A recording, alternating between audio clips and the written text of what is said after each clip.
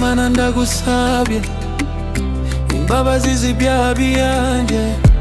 Ndi umunyabyaha ariko umutima wanjye wicisha bugufi.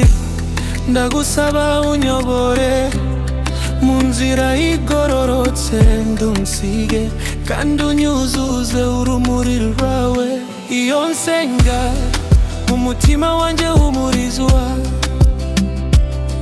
amagambo yakuranatuma tekereza ku Mana. Ntukansiye Mana kuko nkeneye imbabazi zawe.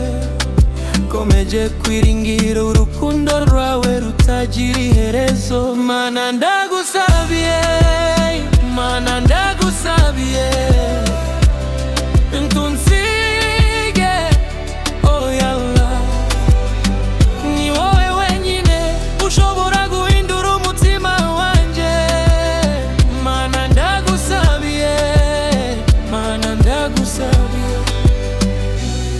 Mu murima ndakora nizeye kuko byose ari imbano yawe. Ibigeragezo n'amakosa byanjye byose ndabishikiriza.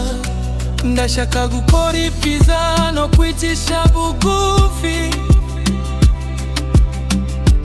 kuko ndi umugaragu wawe ngukunda cyane. Iyo nkize ibyishimo ndavuga alhamdulillah, iyo mbabaye ngavuga inshallah. Tukampagarike Mana, komeze kugukorera, komeza urugendo rwakwiyegereza jana.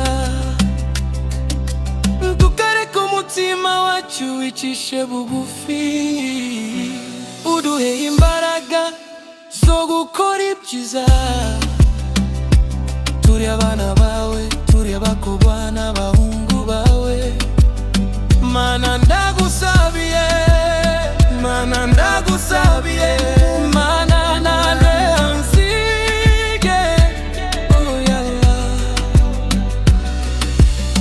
Uru rugendo rutoroshe ariko turi kumwe nawe. Mana ndagusabiye.